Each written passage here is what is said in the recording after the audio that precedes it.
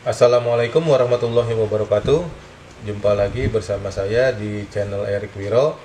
Pada kesempatan kali ini, di video ini saya mau berbagi mengenai bagaimana pijat refleksi mengatasi penyakit TBC atau tuberkulosa. Ya. Tapi sebelumnya saya ingin menyapa teman-teman dulu. Apa kabar teman-teman semuanya? Semoga selalu sehat, selalu dalam lindungan Allah Subhanahu wa taala, dipenuhi keberkahan. Amin ya robbal alamin. Penyakit tuberkulosa ini adalah penyakit yang banyak terjadi di Indonesia ya. Dan ini adalah penyebabnya adalah dari bakteri tuberkulosis ya. Dan dia menyerang bagian tubuh manapun juga, tapi pada umumnya adalah menginfeksi tuberkulosis pada paru-paru. Jadi ini adalah penyakit yang menular dan bisa ditularkan dari orang yang mengidap penyakit TBC ke orang yang sehat, yang kebetulan imunnya pada saat itu lagi lemah ya, atau sistem kekebalan tubuhnya lagi lemah. Oke, kita langsung aja teman-teman. Pijat refleksi untuk penyakit tuberkulosa ini, sebelum kita pijat, kita lakukan yang namanya stretching ya teman-teman ya. Nah, stretching ini adalah untuk melemaskan otot-otot yang ada di telapak kaki, terutama otot ligamennya ya. Nah, fungsinya apa?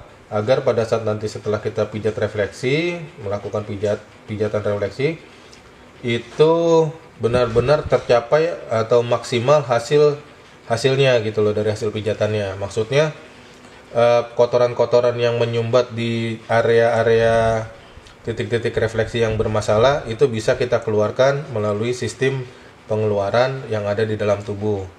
Nah, kita lakukan seperti ini teman-teman ya. Bila mana ada penebalan juga atau kapalan, itu juga kita pijat supaya dia jadi nggak keras ya. Nah, nanti setelah kita pijat selama 2-5 menit, setelah itu kita balurkan telapak kaki ini dan telapak yang di bagian atas punggung kaki ini dengan hand body lotion, bisa juga dengan minyak kelapa, minyak olive oil atau minyak urut. Nah, fungsinya apa? Fungsinya ini agar yang pertama adalah agar biar ini kaki ini lembab ya, tidak kering. Nah, kemudian juga dengan adanya diberikan hand body dan sebagainya itu, pada saat nanti dipijat, titik pijatnya itu tidak mengalami kulit lecet. Jadi kulitnya agar tidak lecet ya. Oke teman-teman. Nah, kita langsung aja ke teknik pijatnya ya, titik-titik areanya. Nah, sebelumnya bila teman-teman belum mengetahui titik-titik daerah refleksi yang ada di telapak kaki maupun di punggung kaki itu ada di mana-mana aja, teman-teman bisa download gambar-gambarnya. Saya sudah sediakan di link deskripsinya ya. Jadi teman-teman bisa download. Nah, setelah udah di-download, nanti teman-teman sambil bisa mempelajari area-area titik refleksi yang ada di telapak kaki maupun di punggung kaki. Oke, kita langsung aja. Untuk pijat refleksi mengatasi tuberkulosa atau TBC ini, pertama kali seperti di video-video saya sebelumnya, saya selalu menganjurkan untuk melakukan 3 titik pertama, yaitu ginjal, saluran kencing, dan kandung kencing. Nah, kenapa? Karena 3 titik inilah yang nantinya akan berperan besar untuk mengeluarkan kotoran-kotoran darah yang ada setelah dilakukan pemijatan. Oke. Nah, untuk menentukan titik ginjal, kita seperti di video saya juga sebelumnya, kita lakukan seperti ini, kita raba begini teman-teman. Nanti bila mana ada tulang yang menonjol nih di sini nih, kita ratakan aja teman-teman seperti ini ya. Kemudian kita beginikan. Nah, seperti ini teman-teman. Nah, titik ginjal itu ada antara telunjuk dengan jari tengah. Jadi dia sejajar teman-teman ya. Nah, seperti ini teman-teman. Nah, kurang lebih titik ginjal adanya di sebelah sini teman-teman ya. Nah, setelah titik ginjal sudah kita ketahui, maka kita tentukan titik saluran kencing. Nah, ini posisinya antara jempol dengan telunjuk. Nah, adanya di depan di tulang yang agak menonjol ini. Jadi kalau kita raba, nah ini ada tulang nih yang menonjol. Nah, ini persis di depannya ya. Nah, kayak gitu. Kalau enggak, paling gampang begini teman-teman. Ya, ini sejajar. Ya, ini juga sejajar dengan sini. Ya. kita begini aja nih. Nah, terus ini begini untuk titik kandung kencingnya.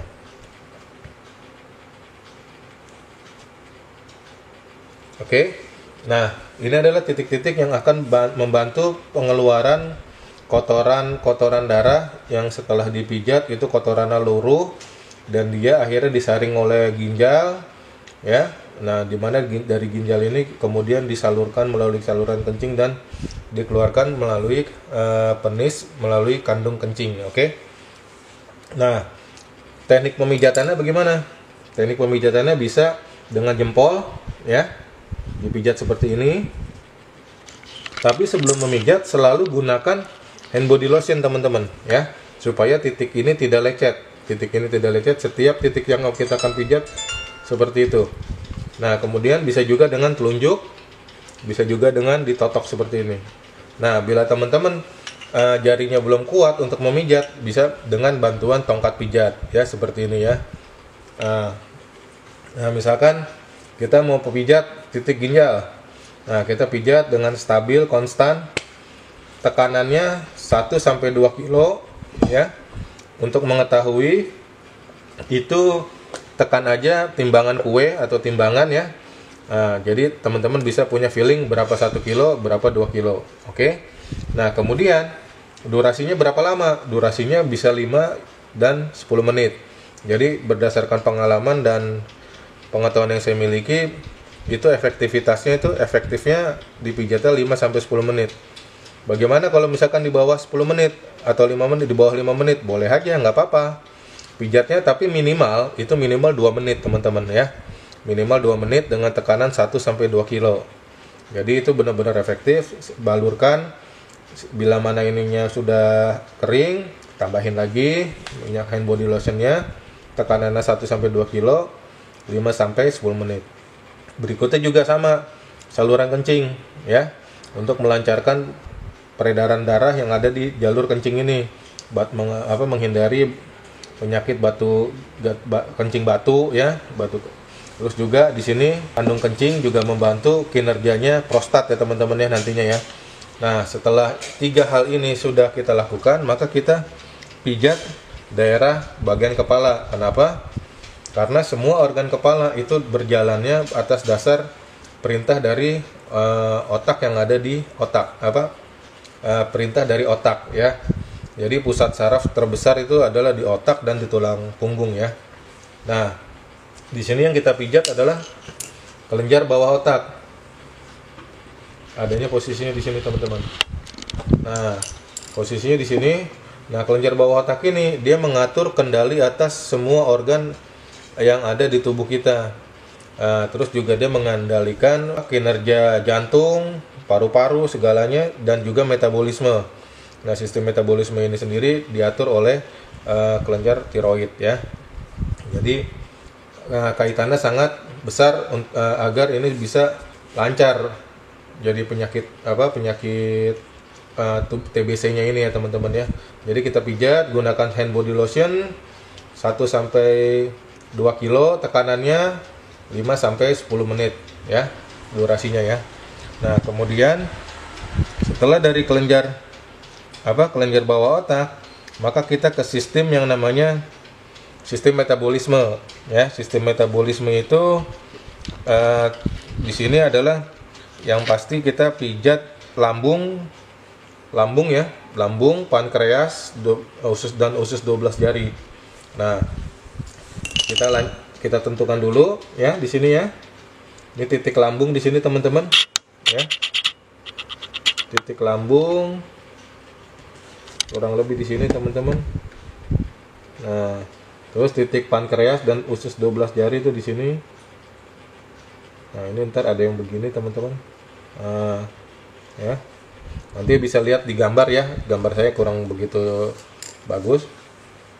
Nah, kita pijat aja titik lambung, gunakan selalu hand body lotion 1-2 kilo, 5-10 menit.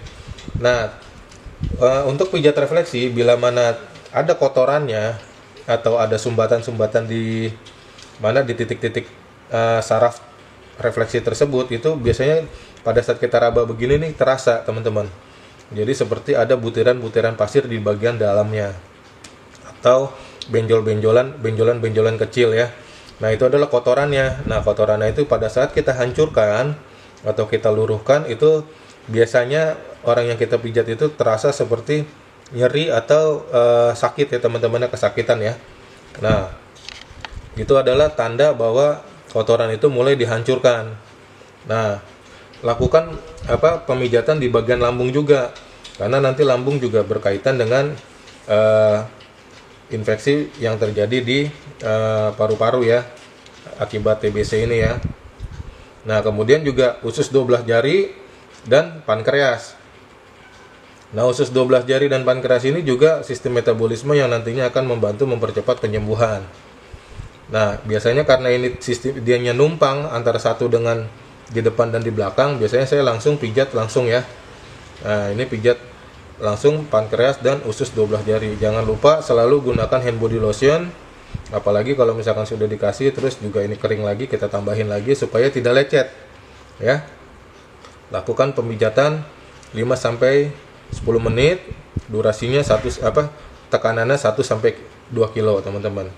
Oke. Nah, kita lanjut ke bagian paru-paru. Nah, kita lihat bagian paru-paru itu paling ada di sini teman-teman. Jadi di sini ya, sampai di paling garis ini nih teman-teman. Nah, gini teman-teman. Nah, kurang lebih begini teman-teman ya, paru-paru ya. Nah, ini kita pijat aja. Nah, kalau paling gampangnya begini nih. Nah, ini begitu kita beginikan jari. Nah, ini ada ujung jari yang di sininya ya, ketekuk ya. Nah, itu bagian ujungnya, dan ini naik 1 sampai 2 jari kurang lebih ya. Nah, itu seperti ini kita pijat, gunakan hand body lotion. Nah, ini adalah kita pijat agak lama. Kalau bisa ini 10 menit teman-teman ya. Nah, biasanya nih kotoran-kotorannya ada antara sela-sela jari ya. Jari sini antara telunjuk dengan jari tengah dengan jari manis. Nah, itu biasanya kotorannya nyempil di daerah situ. Jadi kita raba begini. Oh, kalau misalkan memang ada, kita pijat aja dengan tongkat ya, supaya dia bisa masuk ke antara sela-sela. Seperti itu teman-teman. Nah, seperti ini teman-teman ya. Nah, kita pijat aja urut pelan-pelan gini. Nah, karena ini areanya agak lebar, jadi kita harus pijat pelan-pelan. Tapi kalau pakai jempol ini cepet ya, 2 kali, 2 sisi sini langsung kena semua. Oke. Nah, setelah kita lakukan pijat di daerah paru-paru, maka kita pijat juga daerah saluran nafas, tenggorokan dan saluran pernafasan teman-teman. Nah, jadi antara tulang ini, daun tulang ini, nah ini saluran pernapasan tuh di sini teman-teman. Nah, ini dia sampai bawah sini nih. Sampai di bawah di sini ya. Nah, ini kita pijat aja. Misalkan seperti ini teman-teman. Karena ini agak susah cara mijatnya, karena dia biasanya ada di sela-sela antara tulang. Kita pakai ini. Dan gunakan selalu hand body lotion, terutama di bagian punggung ya, daerah atas ini. Karena kenapa? Dia lebih tipis kulitnya dibanding yang di telapak. Jadinya sedikit-sedikit, bila mana habis gunakan hand body lotion agar tidak lecet kulitnya. Nah, kita pijat seperti ini ya. Kita pijat ke arah sini, terus juga kita pijat ke arah sini. Jadi ke arah tulang jempol dan tulang ini teman-teman. Oke. Nah, lakukan 1 sampai 2 kilo, tekanannya 5 sampai 10 menit teman-teman ya. Oke. Nah, setelah itu jantung teman-teman. Sini teman-teman. Ya. Nah, jadi dia di atasnya ginjal, di bawah paru-paru persis teman-teman. Nah, di sini kurang lebih nih teman-teman ya. Nah, terus juga nanti ada limpa di sini teman-teman. Nah, ya. Jadi hampir sejajar limpa ya dengan ginjal ya. Nah, jadi pokoknya kita pijat aja daerah sini. Kita pijat begini ya. Nah, untuk jantung ini pijatannya jangan terlalu konstan ya. Jadi kita sedikit-sedikit kita lepas, sedikit-sedikit kita lepas ya. Nah, biasa 1 sampai 2 kilo, 5 sampai 10 menit. Ya. Dan kemudian juga limpa. Nah, limpa ini juga fungsinya dia nanti akan membantu untuk sebagai benteng pertahanan tubuh bila mana ada virus, ada bakteri, dia akan mengeluarkan zat-zat sel darah putih untuk membasmi bakteri-bakteri tersebut ya. Jadi menciptakan antibodi ya untuk tubuh kita sendiri ya. Nah, ini kita aktifkan dengan cara dipijat seperti ini teman-teman, limpa ya. Oke. Nah, setelah limpa maka kita pijat juga kelenjar adrenal ya. Kenapa kita pijat juga kelenjar adrenal? Karena agar memperlancar sirkulasi darah atau tekanan darah. Adanya di sini teman-teman. Nah, persis di atas ginjal. Kita pijat, ya, dia mengatur tekanan darah ya, menstimulasi gula untuk liver, terus juga sebagai pelumas untuk jantung ya dan organ-organ lainnya. Jadi otot jantung kinerjanya itu dilumasi oleh kelenjar adrenal ini ya. Jadi fungsinya sangat vital ini ya. Jadi kinerja paru-paru juga pelumasnya adrenal ini teman-teman ya. Nah, kemudian setelah kita pijat kelenjar adrenal ini, tetap selalu ingat gunakan hand body lotion 1-2 kilo dan tekanannya 5-10 menit. Nah, setelah ini maka kita bisa pijat daerah amandel. Nah, amandel itu posisinya di sini teman-teman. Ya. Jadi posisinya di sini. Jadi ini yang pertama dari kuku, ini ruas pertama, ini ruas kedua. Ya teman-teman ya. Nah, ini posisinya begini teman-teman. Nah, dia juga melawan virus, bakteri dan untuk yang terjadi di sekitar tenggorokan dan mau ke arah ke saluran pernapasan teman-teman ya. Nah, itu. Jadi kita pijatnya dari bawah ke atas. Pijatnya dari bawah ke atas ya teman-teman ya. Nah, setelah kita pijat ini biasanya nih kalau misalkan ada yang paru-paru, kita pijat begini juga sakit. Karena kenapa? Karena memang yang terganggu juga daerah leher dan tenggorokan ya. Setelah dari kelenjar amandel, maka kita ke kelenjar reproduksi. Nah, kelenjar reproduksi ini fungsinya salah satunya yang utama adalah menghasilkan sel telur dan sel sperma untuk mandul, mengatasi mandul ya. Terus orang yang impoten juga yang pasti dia juga mengeluarkan satu zat yang ibaratnya untuk meregenerasi sel. Jadi dia menggantikan sel-sel yang sudah haus atau sudah mati untuk diganti dengan sel-sel yang baru. Nah, ini fungsinya. Nah, kebetulan titiknya ini ada dua, satu di tengah ini ya. Nah, ini harus biasanya kalau saya tuh pakai tongkat karena kalau pakai jari ini biasanya nih tebal nih kan, karena tulita tebal di sini. Makanya pakai ini. Jadi dan dia juga posisinya ada di dalam banget, dekat menempel di daerah tulang tuh biasanya. Itunya kotorannya. Makanya kita harus pijat seperti ini. Nah, satu ada di bawah tumit ini, satu lagi juga ada di daerah sini, teman-teman. Nah, ini mata kaki, teman-teman ya. Jadi kalau kita lihat ada mata kaki di sini, tulang mata kaki nih. Nah, dia posisinya ada di sini, di belakang mata kaki. Nah, di sini nih, teman-teman. Jadi gini, teman-teman. Nah, gitu teman-teman ya. Nanti untuk pastinya teman-teman bisa lihat di gambar. Nah, pijatannya tetap gunakan hand body lotion, terutama daerah-daerah atas ini ya. Selalu gunakan hand body lotion dikit-dikit. Kemudian pijatnya dari bawah ke atas, pijat dari bawah ke atas, dari bawah ke atas, dari bawah ke atas. Pijat begini, bisa begini, tapi biasanya saya begini, saya giniin, saya pijat untuk menghancurkan dulu, ya. Nah, setelah itu baru kita urut begini, ya.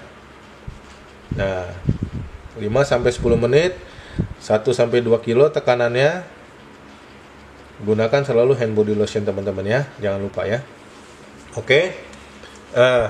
Setelah itu yang harus kita lakukan adalah memencet kelenjar kandung empedu ya. Nah, kebetulan kandung empedu adanya di sebelah kanan. Nanti saya akan kasih tahu. Kita selesaikan yang ada di kaki kiri dulu aja ya. Jadi di kaki kiri, setelah semua titik ini yang tadi di kaki kiri ini sudah kita kerjakan, kita pijat, maka kita pijat kelenjar getah bening bagian dada teman-teman ya. Kelenjar getah bening. Jadi karena ini menyangkut ada infeksi atau ya. Jadi semua kelenjar getah beningnya kita pijat. Nah, jadi dia nih kalau kelenjar getah bening antara tulang telunjuk dengan tulang jempol ini akan ketemu di sini teman-teman itu. Jadi dia segitiga. Ya. Ini kita pijat, gunakan hand body lotion, jangan lupa 1 sampai 2 kilo 5 sampai 10 menit. Kemudian kelenjar getah bening lainnya pun sama ya. Di sini ya, posisinya ada di depannya mata kaki bagian dalam. Nah, di daerah samping sini nih. Jadi rata di sini. Nah, ini di sini posisinya. Jadi biasanya dia ada dekat otot atau dekat yang terasa seperti ada lemak gendut gini ya di sininya ya. Nah, ini kita pijat. Nah, ini posisinya di sini kurang lebih. Nah, kemudian yang artinya di sini, yang bagian atas. Ini kelenjar getah bening bagian dada, bagian perut, bagian atas. Dan di sini juga di depan mata kaki. Nah, di sini juga ada. Kurang lebih di sini teman-teman, kelenjar getah bening bagian atas juga ya. Nah, 4 kelenjar getah bening ini bagian dada, perut, atas dan atas juga. Atas samping kalau saya nyebutnya di sini ya. Nah, ini kita pijat semuanya. Gunakan hand body lotion 1 sampai 2 kilo, tekanannya 5 sampai 10 menit. Efektifnya 10 menit karena ini untuk membantu mengatasi infeksi yang terjadi akibat bakteri yang terjadi di paru-paru ya, teman-teman ya. Nah, setelah dari kaki kiri dari kaki kiri aja karena untuk memperpendek durasi video saya. Nah, setelah melakukan pijatan di kaki kiri, maka lakukan juga pijatan di kaki kanan, teman-teman. Di kaki kanan ini saya hanya ingin menunjukkan letak daerah kandung empedu ya. Jadi kita tentukan dulu teman-teman ginjalnya kurang lebih di daerah sini teman-teman ya. Nah, kandung empedu itu adanya di sini teman-teman. Nah, di sisi sininya ini yang luas lebar ini nih liver. Nah, karena dia ini bertumpuk juga sama seperti pankreas dan itu biasanya saya langsung pijat aja. Langsung semuanya dua-duanya ya, teman-teman ya. Nah, ini pijatannya 5 sampai 10 menit, tapi saya sarankan 10 menit ya. Nah, setelah kita pijat, maka pijat juga titik-titik lainnya sampai terakhir itu kelenjar getah bening semuanya ya, teman-teman ya. Jadi ini sini saya cuma hanya menunjukkan untuk titik di kaki kanan yaitu kandung empedu dan liver ya. Oke teman-teman, itu adalah titik-titik yang harus teman-teman lakukan pijatannya. Mudah-mudahan setelah dipijat ini, maka teman-teman bisa juga menambahkan berbagai ramuan yang bisa teman-teman berikan untuk mempercepat kesembuhan bagi orang yang terkena penyakit tuberkulosis ini atau TBC ya. Nah, itu ramuannya itu macam-macam teman-teman.